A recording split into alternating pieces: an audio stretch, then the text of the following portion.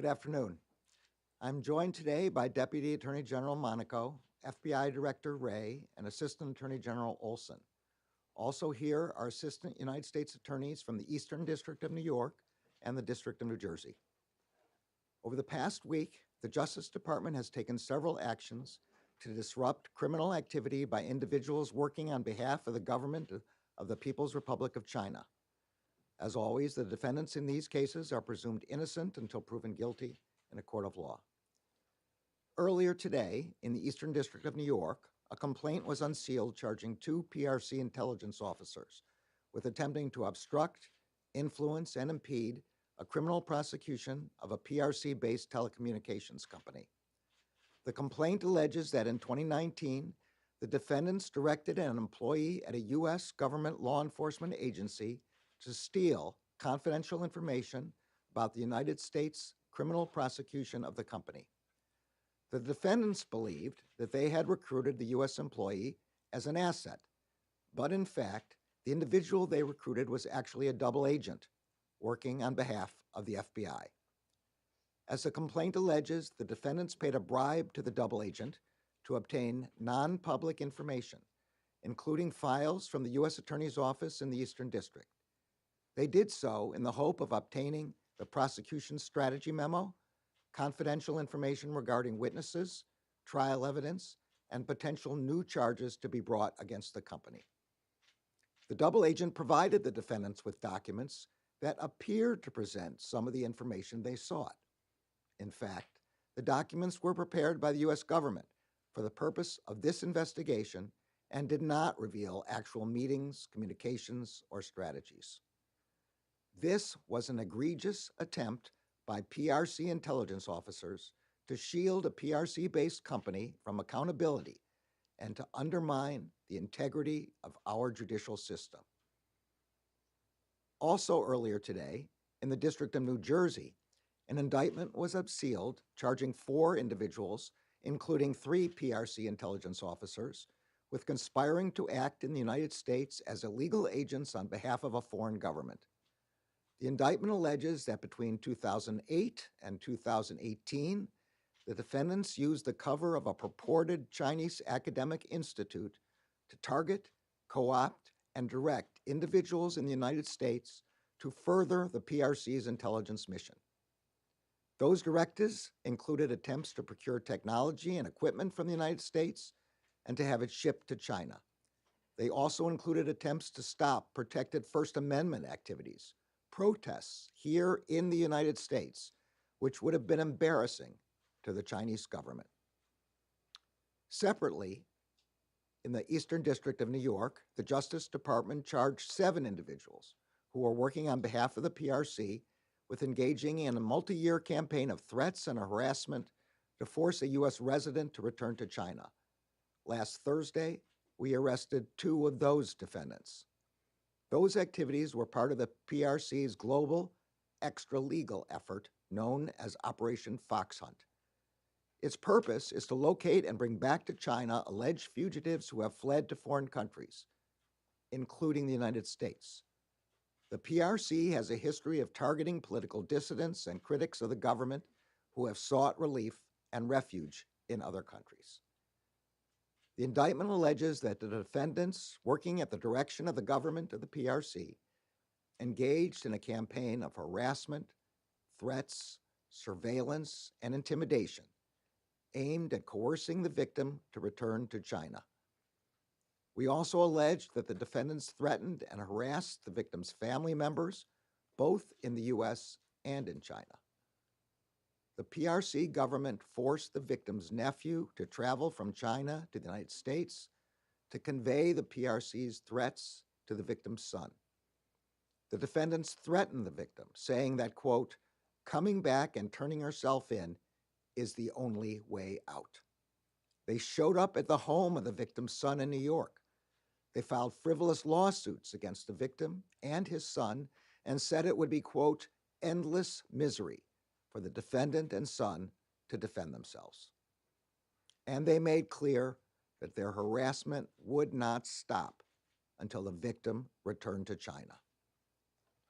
As these cases demonstrate, The government of China sought to interfere with the rights and freedoms of individuals in the United States and to undermine our judicial system that protects those rights. They did not succeed. The Justice Department will not tolerate attempts by any foreign power to undermine the rule of law upon which our democracy is based. We will continue to fiercely protect the rights guaranteed to everyone in our country, and we will defend the integrity of our institutions. Before I turn the podium over to Deputy Attorney General Monaco, I want to recognize the FBI, the National Security Division, and the U.S. Attorney's offices for their extraordinary work on these cases. Now, Deputy Attorney General Monaco. Good afternoon, and thank you, Mr. Attorney General. The Department of Justice will not tolerate threats from a foreign power to the rights of Americans or to our nation's institutions. As the Attorney General has laid out, the cases unsealed today take place against a backdrop of malign activity from the People's Republic of China that includes espionage, harassment, obstruction of our justice system, and unceasing efforts to steal sensitive U.S. technology. In the words of our intelligence community, China seeks to be a major power on the world stage and to challenge the United States in multiple arenas. Today's cases make clear that Chinese agents will not hesitate to break the law and to violate international norms in the process. Two of those cases, in particular, show the lengths they are willing to go in pursuit of unfair advantage. But the defendants charged today met their match in the agents, analysts, and prosecutors of the Department of Justice. According to one indictment unsealed today, 2 intelligence officers attempted, through bribery and espionage, to obstruct the federal criminal prosecution of a global telecommunications company headquartered in the PRC. The defendants attempted to bribe someone they believed was an insider to steal the prosecutor's playbook, including who the prosecutors were meeting with and what they would argue in court, all so that the company could unlawfully gain an edge and undermine the government's case. But the insider flipped the script on the defendants by working not for them, but for Team America. The defendants' desperate efforts to sabotage this prosecution expose the PRC's government's commitment to tilting the playing field in favor of Chinese corporations abroad. Far from accepting the rule of law, PRC agents sought to use bribes to help the Chinese company obstruct and evade it. This case exposes the interconnection between PRC intelligence officers and Chinese companies, and it demonstrates once again why such companies, especially in the telecommunications industry, shouldn't be trusted to securely handle our sensitive personal data and communications. In another matter announced today, individuals associated with the Chinese government allegedly continued its relentless campaign to gain access to our technology, recruit agents, and attempt to stifle the free exchange of ideas. According to the indictment, over a 10-year period, the defendants and others used a fake think tank to try to recruit a former federal law enforcement and state Homeland Security official and others through a variety of means, including with all expense-paid trips to China. In each case, though, the plots failed because the men and women of the Department of Justice defended our institutions and thwarted the persistent threat posed by agents of the PRC. I want to thank the agents, analysts, and prosecutors in all 3 of these cases for their tireless work on behalf of the American people. And now I'll turn the podium over to FBI Director Wray.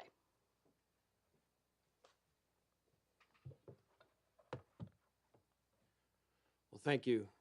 First, Let me begin by pointing out that 10 of the 13 charged individuals we're discussing today are Chinese intelligence officers and Chinese government officials. They're charged in 3 different cases that might seem at first glance to be about unrelated issues. However, and this is something that I've been talking about for years now, each of these cases lays bare the Chinese government's flagrant violation of international laws as they work to project their authoritarian view around the world, including within our own borders. In all 3 of these cases, and frankly in thousands of others, we've found the Chinese government threatening established democratic norms and the rule of law as they work to undermine U.S. economic security and fundamental human rights, including those of Americans. We also see a coordinated effort across the Chinese government to lie, cheat, and steal their way into unfairly dominating entire technology sectors, putting competing U.S. companies out of business. As I've pointed out before, their economic assault and their rights violations are part of the same problem. They both flout the rule of law. And one of the purposes of the Chinese government's repression is to make it easier to steal our innovation. They try to silence anyone who fights back against their theft, companies, politicians, individuals, just as they try to silence anyone who fights back against their other aggressions. And in our cases today, we've got yet another example, their attempted obstruction of an independent judicial process to give underhanded help to one of their companies accused of breaking our intellectual property laws and deny justice to that company's victims. Since I started as FBI director, I've been repeatedly sounding the alarm about the Chinese government's disregard for fair business practices, for international norms, and for the rule of law. The FBI has been reaching out and warning, and more importantly, helping the communities the Chinese government targets.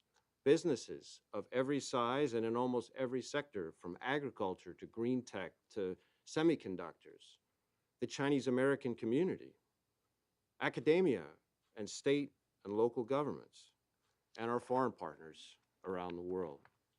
Today, every one of those partners is awake and alert to that threat in a way that just wasn't always true 5 years ago. And our success bringing more and more partners to this fight highlights something else important. Beijing may think our adherence to the rule of law is a weakness, but they're wrong. We're disrupting Chinese government criminality and aggression not just while adhering to our values, but by adhering to our values. Our democratic and legal processes arm us with weapons that China doesn't have, among others, real partners and allies. And our partnerships help protect the American people every day.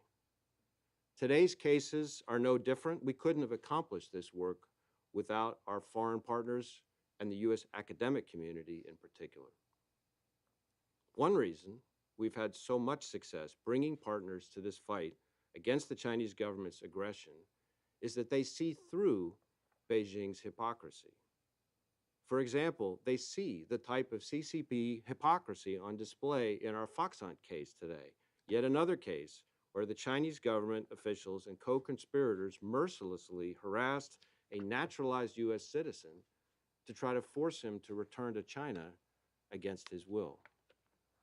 They accused the victim in this case of embezzling money, but 2 of the subjects who targeted him, 2 of the defendants charged today, are themselves actually involved in a scheme to launder millions of dollars.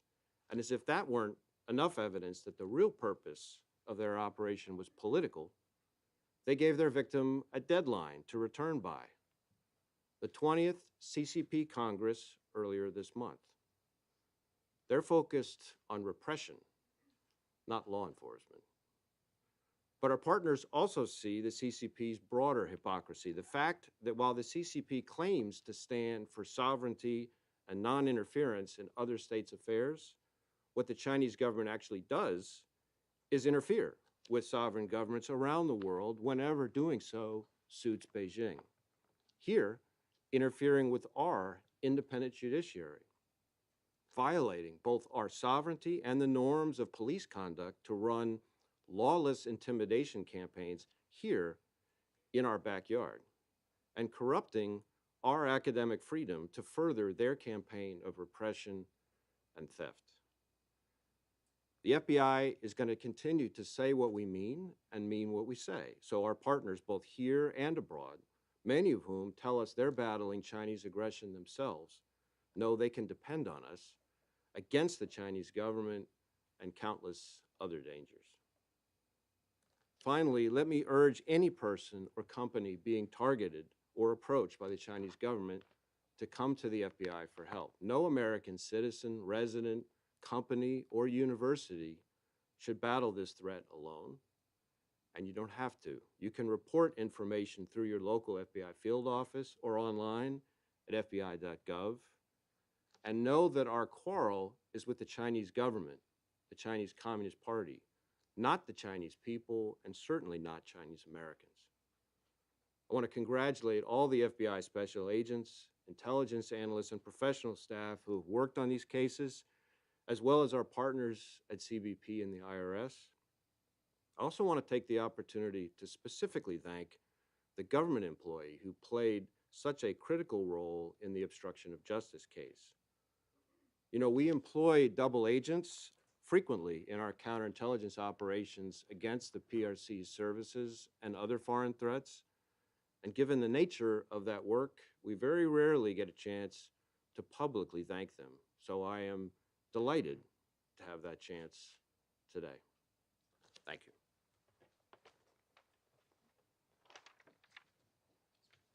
Good afternoon. These three cases highlight once again the threat that individuals acting at the direction of the PRC government pose to our institutions and to the rights of people inside the United States.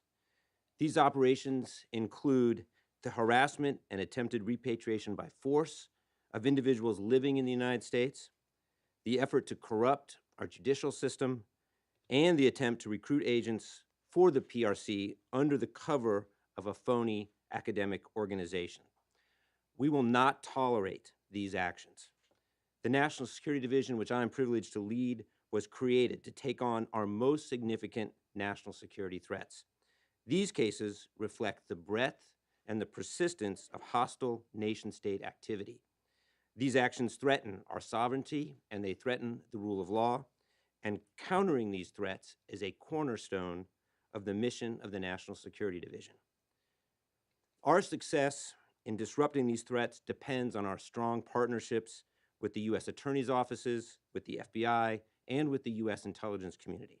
So I want to take this opportunity to recognize the exemplary work of the U.S. Attorney's offices that made these cases possible. First, the U.S. Attorney's Office for the Eastern District of New York, that's led by Breon Peace, and I want to thank Assistant U.S. Attorney Alex Solomon, who is with me here on stage, AUSA's Meredith Arfa and Antoinette Rangel, as well as National Security Division Trial Attorney Scott Claffey. I also want to recognize Philip Sellinger, the U.S. Attorney for the District of New Jersey. We are grateful for the work of Assistant U.S. Attorneys Brendan Day, who is also here, and Joyce Malliette. Along with the FBI and the National Security Division, these offices and the attorneys in these offices are on the front lines every day, working to defend our national security and to deliver justice on behalf of the American people. Thank you.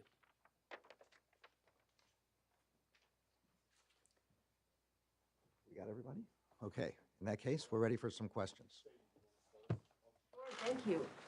I was hoping one of you, maybe the FBI director, could talk a little bit about the timing of this announcement coming at the end of the party Congress and the beginning of Xi's third term, and what kind of a signal it is intended to send to China at this delicate political time. And then, Attorney General, I have a question for you as well about another large company. Okay, all right. Make sure you come back to me, please. So we bring cases when they're ready, and that's probably the simplest answer and most straightforward answer to that. As far as what signal they send, if the Chinese government, the Chinese Communist Party, continues to violate our laws, they're going to keep encountering the FBI. All right, I'm back. With regard to another large company, a judge on Friday said that the families who were victims of the Boeing 737 MAX crash have standing to challenge the settlement in that case as crime victims. And I just am wondering if DOJ leadership is worried about the Boeing settlement, that it could be vacated now because prosecutors seemingly violated the crime victims' rights. So it's a matter, obviously, from the question, part of ongoing litigation, so I'm just not going to be able to answer it. First question for the FBI director, and then I have one for the Attorney General. Director Wray, given the brazen nature of these allegations, I was wondering if you could give us an update on the level of activity you see from the PRC in terms of the number of open cases that you have at any given moment, and what this says about the potential for the midterms in terms of Chinese manipulation and or the Russians as well. Well, as far as the brazenness of the Chinese government's threat, these cases, I think, are part and parcel of a broader effort that we're seeing and have seen for some time. I think I recently commented that when I last looked, we were opening a new China counterintelligence investigation about every 12 hours. And it's about a 1,300% increase from several years ago. As far as the election itself, the threat of any nation state to our election system, to influence, to interfere, is something that we have to all remain vigilant about. In many ways, malign foreign influence, whether it's from the Chinese government, the Russian government, or other governments, is not just an election cycle issue, but a 365-day-a-year problem. And that's why we created the Foreign Influence Task Force several years ago, and that's why we work so closely with our partners in the intelligence community, with the Department of Homeland Security, and in particular with state and local election officials, which of course, as you know, is where the responsibility for, the primary responsibility for the integrity of our election systems lies. Given the nature of the Mar-a-Lago investigation, I was wondering, can you guarantee to the American public when the investigation is complete, that there will be transparency so the country writ large will know whether there were criminal offenses that took place or not? Look, this is an ongoing investigation, so I'm really not able to comment on it. We speak through our filings and through the cases we bring. That's the only way we speak. I have a question about this particular case, and it's for anyone. I assume, first of all, that these two individuals in the first case and the E&Y case are not in custody. Is there any prospect of getting them into custody? And then, secondly, is there any sort of suggestion that Huawei was connected in any way to these two individuals in terms of inducing their behavior or being aware of their behavior? Give Mr. Solomon a chance to answer these questions. We're not going to comment on the identity of the company involved in the first charging instrument. And we are always interested in apprehending individuals who violate our laws and who are named in charging instruments. But even without naming the company, is there any allegation that they were aware or participants or cognizant of this? There's an allegation that one of the officers in the complaint refers to directions from the company to arrange a meeting, which the officer refuses.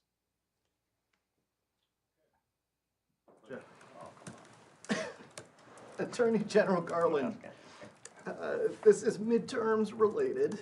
Have you been 15 days out? We're getting closer. When you start a question like that, you pretty much know what my answer is going to be, don't you? Have there been concerns about intimidation, people armed at polling places in Arizona, problems in Houston, Harris County, asking for DOJ's help? Are you concerned about what you're seeing this far out, and will the Department of Justice get involved? The Justice Department has an obligation to prevent, to guarantee a free and fair vote by everyone who's qualified to vote, and will not permit voters to be intimidated. Quick side question, if I could ask, was it a mistake to get rid of the China initiative? So I think as these cases make quite clear, we are unrelenting in our efforts to prevent the government of China from economic espionage, from operating in the United States as foreign agents, from trying to affect our rule of law, our judicial system, from trying to target and recruit Americans to help them. I'm going to let Mr. Olson say more about the China initiative, but I think this case should be very clear that we have not in any way changed our focus on those kind of behaviors by China. So as the Attorney General said, we have stayed very focused on the threat that the PRC poses to our values, to our institutions. We speak through our cases, and we speak through those cases today. And I think what we are charging today in terms of the range and persistence of the threat we see from the PRC demonstrates that we have remained relentless and focused on that threat, and we will continue to be focused on that threat going forward. You just got rid of it in name, essentially? So we ended the China initiative earlier this year after a lengthy review and adopted a broader strategy focused on the range of threats that we face from a variety of nation states, and that's the strategy we're carrying forward. Thank you. Thanks, everybody. Thank Have you. a good day. Thank you.